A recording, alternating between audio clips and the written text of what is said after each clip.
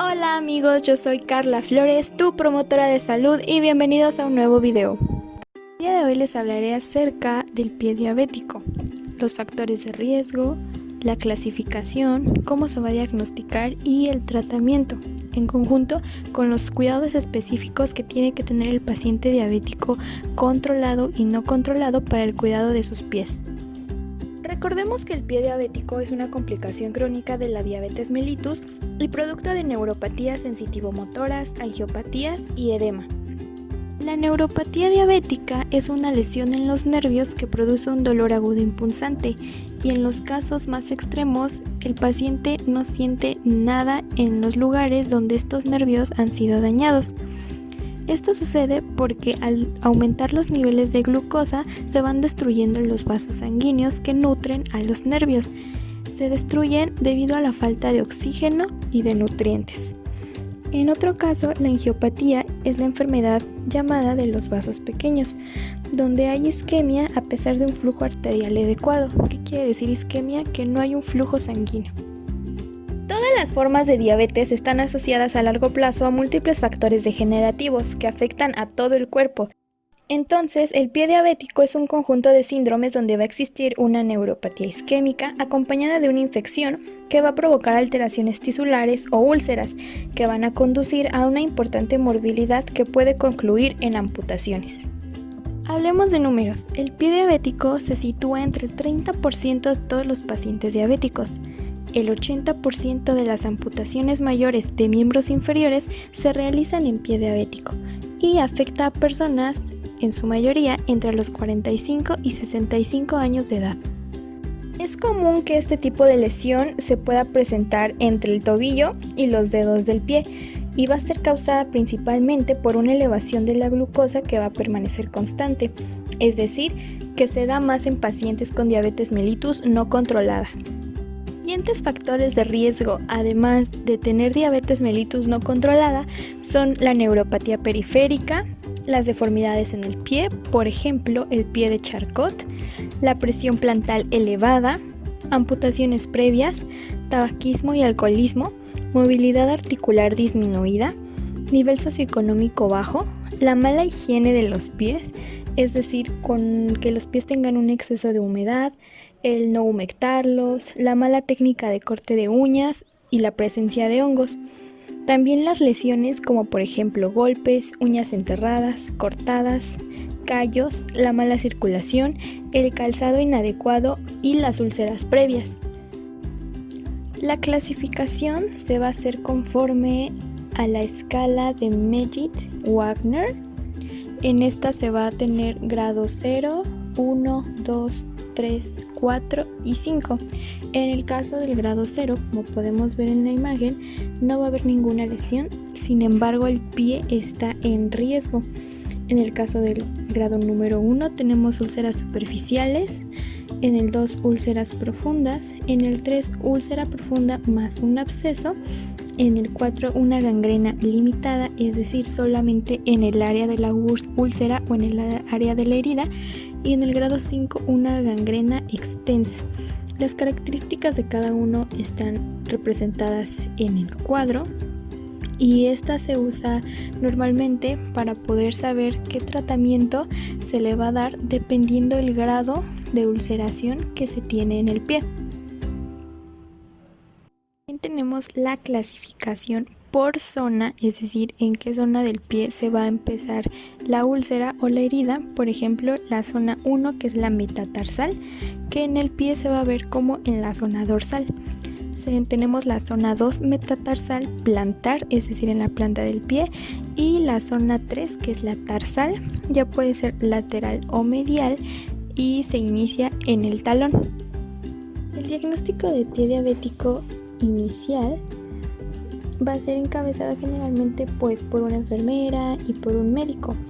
La evaluación inicial va a consistir en hacer un screening de la condición sistémica de los pies, haciendo énfasis en la historia médica del paciente, como por ejemplo si ha tenido úlceras previas, si es un diabético controlado o no, factores condicionantes como por ejemplo las características de la piel, sus antecedentes sociodemográficos, entre otros. En el diagnóstico inicial se van a incluir 4 categorías. La primera es la categoría vascular, donde se va a revisar si el paciente tiene dolor en reposo, en los pies o cuando está caminando. Se van a palpar los pulsos, el llenado capilar y las características de la piel. La siguiente categoría es la neurológica, donde se va a hacer una prueba de sensibilidad táctil y vibratoria. Se va a realizar la categoría ortopédica, en la cual se va a revisar si hay alguna prominencia ósea en el pie o alguna deformidad, por ejemplo los dedos en martillo, dedos en garra, pie plano o cabo, deformidad de Charcot, entre muchas otras. Y la última es para detectar si hay alguna úlcera con infección. Para esto se va a revisar los signos de infección, que son dolor, fiebre, descarga purulenta, celulitis o la presencia de osteomielitis. En el tratamiento inicial se va a llevar a cabo un lavado mecánico, es decir, el lavado de la úlcera o de la herida, y junto con el lavado se va a hacer el uso de apósitos y, en el caso de que haya alguna infección, antibióticos. También se puede llevar a cabo el desbridamiento en el caso de que haya mucho tejido muerto. La limpieza de la herida, el agente que se usa más frecuentemente para ello es la solución salina estéril normal. Esto lo que va a hacer es que va a proveer un ambiente de humedad y va a promover la formación de tejido de granulación, que es lo que necesitamos para que la úlcera empiece a cicatrizar. Las soluciones antisépticas pueden dañar los tejidos y retrasar la cicatrización, pero son muy recomendadas en el caso de que haya alguna infección. Con la limpieza de la herida se va a escoger un apósito. El apósito es muy importante, ya que va a ser aquel que va a cubrir nuestra herida y le va a dar el ambiente que necesita para que pueda cicatrizar bien. Hay diferentes tipos de apósitos, desde apósitos de gasa hasta apósitos de hidrocoloide o alginato. Se tiene que usar el que tenga las características necesarias para favorecer la cicatrización de nuestra herida. A continuación les dejo una tabla con los tipos de apósitos que son recomendados para cada tipo de úlcera. Esta tabla la hice yo recopilando varios datos de diferentes bibliografías. Por lo general, si la úlcera está infectada, se va a comenzar con un tratamiento quirúrgico. El objetivo de la cirugía es intentar solucionar el problema isquémico, desbridar las cavidades sépticas y restituir la estabilidad del pie mediante desbridamientos, osteotomías, resecciones óseas e incluso en algunos casos amputaciones. El manejo quirúrgico va a comenzar con el desbridamiento y el control de la infección. Una vez que el paciente esté estabilizado junto con la úlcera, se va a realizar una evaluación adicional para ver cómo ha ido avanzando la herida. Evaluar, desbridar y tratar la infección de manera oportuna es importante para evitar amputaciones y hospitalizaciones prolongadas. Todo el tejido blando y óseo desvitalizado e infectados se deben resecar durante el desbridamiento y luego se irrigan abundantemente para reducir el recuento bacteriano. De este recuento se tiene que tomar cultivo para poder ver qué tipo de bacteria es la que nos está provocando la infección.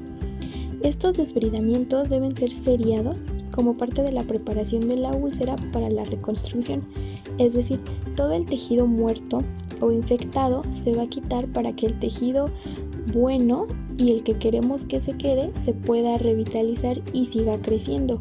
Esto para que nuestra herida pueda cicatrizar bien. Si a pesar de que seguimos los tratamientos de limpieza de la herida, el desbridamiento y drenaje quirúrgicos y no quirúrgicos y nuestro tratamiento farmacológico con antibióticos en el caso de alguna infección, no se logra cerrar la herida y al contrario empieza a hacerse más grande, más profunda y empieza a gangrenarse, tenemos que consultar al médico y tener en cuenta que es muy posible que el miembro sea amputado. Existen diferentes tipos de amputaciones y diferentes niveles de amputación. El médico va a hablar con usted y le va a decir hasta dónde es que la infección llega o la gangrena. La rehabilitación del paciente con alguna amputación se empieza desde el comienzo cuando se contemple la amputación, ya que va a incluir una valoración médica, psicológica, ambiental y social completas del paciente y su situación familiar. Se tiene que dedicar tiempo para explicar las razones de la amputación junto con las ventajas y desventajas potenciales, así como los posibles resultados. Después está la fase quirúrgica. El objetivo de la amputación va a ser producir una extremidad residual que se le llama muñón, que sea funcional y que pueda llevar una prótesis. La cirugía de amputación es un tratamiento positivo y no debe ser visto por los cirujanos o como un familiar por la falla de la práctica quirúrgica que se le realice, por ejemplo, el desbridamiento. Es importante tener el apoyo de toda la familia para poder con la rehabilitación, ya que es un proceso largo, no solamente físico, sino también mentalmente.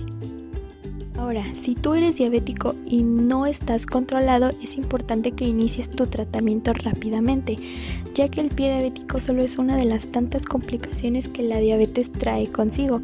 Si tú sigues con tu tratamiento al pie de la letra, lo que vas a hacer es nada más retrasar todo este tipo de complicaciones para que puedas vivir más tiempo sano.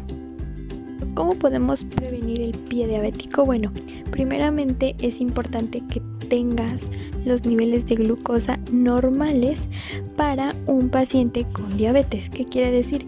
Que tengas un nivel de glucosa en ayuno de 80 a 130 miligramos sobre decilitro.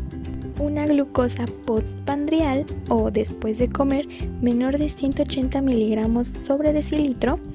Una hemoglobina glucosilada menor a 6.5%. Un colesterol menor a 100 miligramos sobre decilitro y un valor de triglicéridos menor a 150 miligramos sobre decilitro. Y también algo importante es el valor de la tensión arterial. Este valor tiene que ser de máximo 130 sobre 80 milímetros de mercurio. Además, es importante que tomes las siguientes medidas preventivas que están relacionadas con tus pies. Es importante que observes diariamente tus pies al menos 2 veces al día con ayuda de un espejo de cartera o un espejo de esos que son larguitos. Esto para comprobar que no haya alguna lesión. Debes lavar diariamente tus pies y secarlos muy bien, sobre todo entre los dedos para evitar que exista humedad y se nos empiecen a hacer pellejitos. También es importante mantener libres de humedad los zapatos. Puedes utilizar talco. Es importante también que limes tus uñas de forma recta. No utilices el corta uñas porque puedes cortarte, y si lo usas procura no cortarlas de forma ovalada, ya que esto propicia que se nos entierre alguna uña. Usa zapatos cómodos que no hagan presión en el pie en general, ya sea en los dedos o en el talón, o que te produzcan ampollitas, y si quieres puedes usar plantillas para evitar lesiones y hacerlos mucho más cómodos. No uses calcetas con costuras muy marcadas. Si es posible puedes comprar las calcetas especiales para pacientes diabéticos, o si no, simplemente con que voltees tu calcetín y le cortes las costuras grandes que tengan y puedes usarlos al revés. Y algo muy importante es que como paciente diabético visites al podólogo al menos 2 veces al año para que te haga un chequeo general de tus pies.